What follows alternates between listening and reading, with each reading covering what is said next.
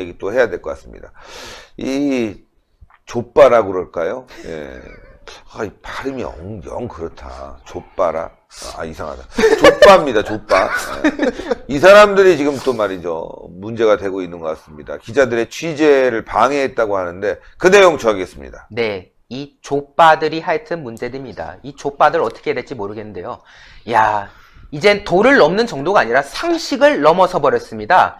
우리 장관님 사진 찍지 마! 라는 거 아닙니까? 얼마 전에 조국 동생 조건 씨가 6가지 혐의로 구속됐습니다. 그런 와중에 지난 1일에 조국의 근황을 이제 담고자 방배동 조국 자택에 이제 기자들이 또 대기를 했어요. 사진을 찍으려고 한 건데 이 친문 족바들이 들이닥치면서 촬영을 방해했다. 라는 점에서 또 많은 분들로 하여금 충격을 주고 있는 그런 상황입니다. 일명 조국 수호대라고 지금 알려져 있는데요. 조국 부인 정경심이 구속되고 나서부터인 25일, 그러니까 지난 10월 25일부터 이 사람들이 스물스물 출연했다고 합니다. 이 사람들은 어떻게 구성되냐? 매일마다 20대에서 40대 여성, 그리고 30대 남성 등등해서 7명 내지 9명이 지금 구성이 되고요. 아침 8시부터 이 기자들이 철수하는 밤늦게까지 아침조, 점심조, 저녁조로 나눠가지고, 그러니까 3개 조로 나눈 거죠. 이 2~3명씩 돌아가면서 조국 자택을 지키는 겁니다. 사실상 자기들이 자칭 경비원, 어떻게 보면 경호원 역할을 하는 건지, 보디가드 역할을 하는 건지, 하여튼 그런 상황인 건데, 애초에 이런 역할을 하는 것도 너무 충격적인 거 아닙니까? 근데 이들이 맡은 임무가 뭐냐? 촬영을 막아라. 즉, 조국 얼굴 찍히지 않게 방해해라. 라는 겁니다. 조국이 이제 집을 나서거나, 이제 밖에 있다가 이제 집으로 들어간 상황이 있지 않습니까? 그러면은 이제 늘 기자들이 대기하고 있다가 사진을 찍고 또 이제 그 취재기자 가가지고 질문을 하는 그런 상황이 이어져 왔는데 취재진이 이제 질문을 하려고 딱 그에게 다가가면요. 촬영하는 거를 자신의 외투를 벗어 던지면서 막는 거예요. 카메라를 딱 비치면은 카메라 렌즈에다가 외투를 막 들이면서 찍지 말라고 어디 장관님을 찍냐고 이런 식으로 방해행위네. 취재 방해 행위를 하고 있는 겁니다. 심지어는 여기에 대해서 이제 취재 기자들이 지금 뭐 하는 짓이냐? 이거 지금 취재 방해다라고 하니까 니들이 뭔데 하면서 거친 몸싸움도 벌어졌다라는 거 아니겠습니까? 제가 이제 빨간 줄만 읽어드릴 텐데요. 이들의 활동 내역이 담겨 있습니다. 오전 10시쯤 30~40대 여성 3명이 사진 기자들 앞에 섰다. 이게 이제 조선일보인데요. 외부에 있다가 집으로 들어서는 조국을 촬영하려고 하는데 이 여자들이 갑자기 소리를 지르었다는 거예요. 찍지 마세요! 사생활 침해예요! 하면서 사생활 침해라면서 막 들이닥쳤다는 거예요. 그러면서 사다리 위에 올라타서 이제 촬영을 하고 있는 그 기자랑 이제 신랑이 벌이면서 사다리에 같이 올라가가지고 이제 미치려는 그런 상황이 있었나 봐요. 이것 때문에 촬영 기자가 넘어질 뻔한, 그러니까 큰 사고가 있을 뻔한 상황이 연출된 건데 이게 바로 이 장면입니다. 이 조선일보 촬영 기자가 조국을 찍으려고 하는데 이제 그 조국 수호대 여성 3명이 와가지고 잠바를 막 들이밀고 그리고 사다리를 막 들이대고 하면서 사다리 쪽으로 막 들이대면서 이 취재기자가 휘청거리는 아주 위태로운 상황이 있었다는 거 아닙니까? 이게 잘못 다치면요. 크게 다칠 수 있습니다. 다치네. 좀 장비도 파손되지만 장비 찍힐 수 있어요, 사람이. 그렇습니다. 이게 장비를 지키려고 하다 보면은 중심을 잡기가 어려워요. 그렇기 때문에 이게 굉장히 아찔한 상황인 건데 이 사람들은 촬영 기자가 어떻게 되든지 말든지 일단 조국 사진만 막겠다라는 거 아니겠습니까? 심지어 민원까지 넣고 있는데요. 취재진들이 아파트 단지 밖에 이제 그 차량을 이제 주차를 하는데 그러면은 그걸 또 봐가지고 언론이 거주자 우선 주차구역에 차를 댔다. 라고 하면서 서초구청에 막 민원을 폭탄한대요. 그러면 이제 구청 직원이 올 수밖에 없지 않습니까? 그러면 또 어쩔 수 없이 취재진들이 차량을 또 다른 곳으로 이동해야 되는. 그러니까 어떻게든 이 취재진들이 방배동 자택에 붙어있지 못하게끔 어떻게든 뭔가 좀 촬영에 방해를 하려는 그런 시도를 계속해서 보여왔다는 건데요. 심지어 어떤 상황까지 있었냐? 야, 여러분들 기자들 화장실까지 쫓아다녔답니다. 뭐냐?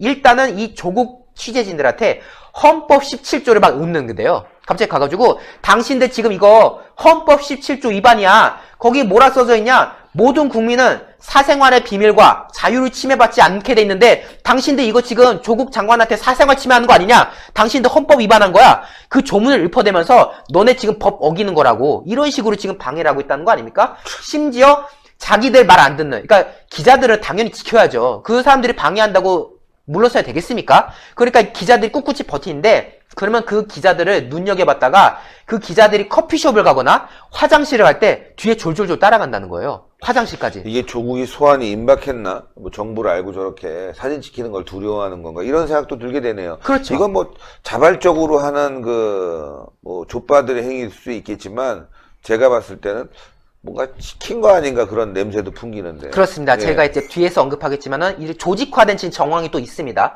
그래서 기자들이 왜 이러세요 하니까 아니 너네도 조국 쫓아다니니까 우리도 너네 쫓아간 거야. 눈에는 눈, 이에는 이. 이러면서 정말 어떻게 보면은 굉장히 무례하고 비상식적인 그런 모습을 취재 기자들한테 보였다는 거 아닙니까? 그리고 나서 이 기자들이 퇴근하는 걸 보고 나서야 스토킹을 멈췄다는 거예요. 그러니까 지금 이게 얼마나 모순되냐면요.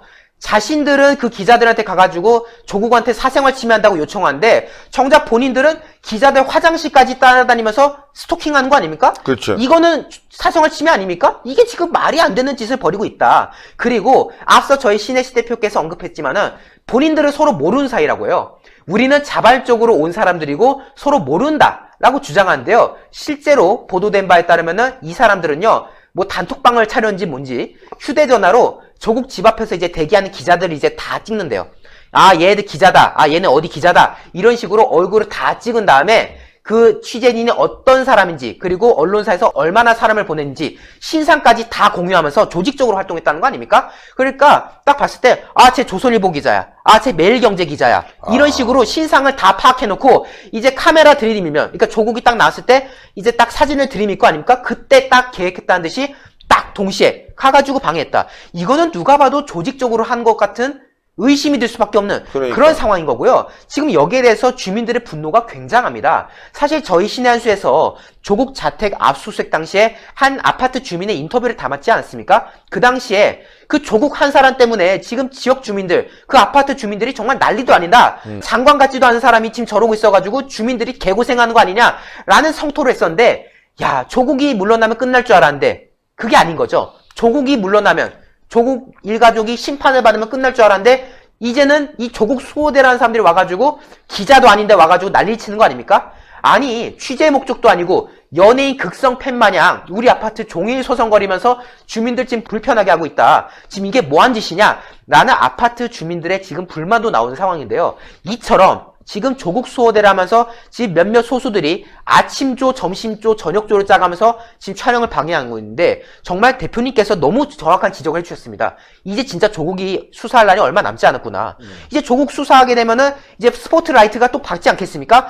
집까지 단속을 하고 있네. 이제 비공개 소환일 텐데 또 그렇죠. 집까지 단속을. 제가 여기서 이제 첨언을 드리자면 저희 신해안수 현장중계팀이 아마 조국 수호대를 한번 맞닥뜨린 적이 있습니다.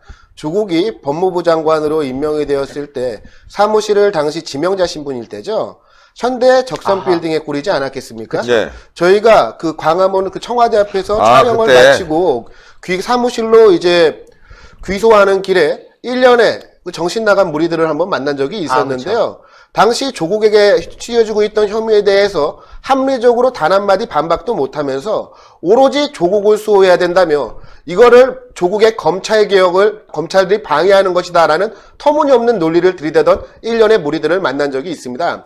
지금 방배동 조국 자택 앞에서 대기하고 있는 그리고 저 일련의 무리들 같은 경우는 제가 확인해 본 결과 정경심이 구속된 다음 날인 25일부터 출몰을 하기 시작했다고 합니다. 네, 맞습니다. 조국 자택 앞에서 출몰을 하면서 조국 가족 구속 이후에 조국의 심경을 취재하기 위한 기자들의 사진 촬영과 인터뷰 등을 의도적으로 회방을 하고 있는 겁니다. 그래서인지 얼마 전부터 조국 관련 기사가 많이 나오지 않고 있습니다. 즉 우리 국민들의 관심을 조국으로부터 돌리려는 저들의 속셈이 있는 것은 아닌가 하는 매우 합리적인 의혹이 발생할 수밖에 없는 그런 상황이고요. 그리고 저분들이 말하는 게 참 저는 이해가 가지 않는 게 헌법 이야기하고 있지 않겠습니까? 그런데 저들이 그토록 비호하는 법무부 장관이었던 조국, 대한민국의 헌법을 존중했습니까? 조국은 본인 입으로 본인은 사회주의자라고 고백했던 사람입니다. 이런 사람이 어떻게 대한민국의 법무부 장관 자격이 있겠습니까? 아니, 대한민국 국민의 자격도 없다고 할 수가 있습니다. 네. 이런 조국을 말 그대로 비호하기 위해서 자발적으로 모였다고 주장하는 저 조국 수호대, 가정은 온전한지 제가 묻고 싶습니다. 지금 제가 좀 말씀을 좀 첨언하고 싶은데요. 앞서 그 적선 빌딩 이야기하지 않으셨습니까? 예. 그 청문회 준비하는 과정에서 그 조국 지지자라 불린 사람들이 앞에서 이제 뭐 조국 지켜야 된다 뭐 이런 피켓을 들었고 또 이후에 서초동 집회에서도 조국 수호를 외쳤던 사람들 그 면면을 보면요. 저희가 적선 빌딩에서 봤을 때도 뜬금없는 한반도기를 막 그 이제 어디다가 새겨놓은 피켓을 들면서 하는 사람들 그리고 시민단체가 적혀있는 그런 사람들도 있었어요. 결국 지금 이 조국 수호대라고 불린 사람들이 정말 순수한 사람이겠느냐. 어쩌면은 친북 성향의 혹은 친문 성향의 시민단체 출신들 혹은 또 이 문재인을 지지하는 그 어떤 특정 세력들이 있지 않습니까? 이 사람들이 이 조국을 어떻게든 국민들의 시야에서 벗어내기 위해서 왜냐면은 이 조국이 집을 왔다 갔다 할 때마다 항상 언론에 찍혔는데 지금 요 며칠째 조국 사진이 나오질 않는다는 거예요. 그만큼 지금 촬영 방해에 열을 올리고 있다는 거 아니겠습니까? 그러한 점을 봤을 때 이 조국 소환을 앞두고 어떻게든 국민의 관심사를 조국에서 벗어나게 하기 위한 이 모종의 세력들이 지금 공작을 벌이고 있는 의혹이 드는 그런 상황인 거고요. 이럴 때일수록 우리 국민 여러분들 그리고 시청자 여러분들께서는 더욱더 이 조국 사태에 대한 인식을 가짐으로써 앞으로 있을 조국 수사에도 더욱 관심을 가져주셔야겠다라는 이야기를 마지막으로 드리겠습니다. ARS 이 전화번호 그냥 누르시면 돼요. 1877-1477 1877-1477 탁 전화하시면 여러분들 정기회원에 가입할 수 있습니다. 1번은 정기회원이고 2번은 이번에 한 번만 도와주겠어요. 2번은 또 일시입니다. 네. 일시입니다. 그러니까 여러분들 정기회원에 많이 좀 가입 부탁드리겠습니다.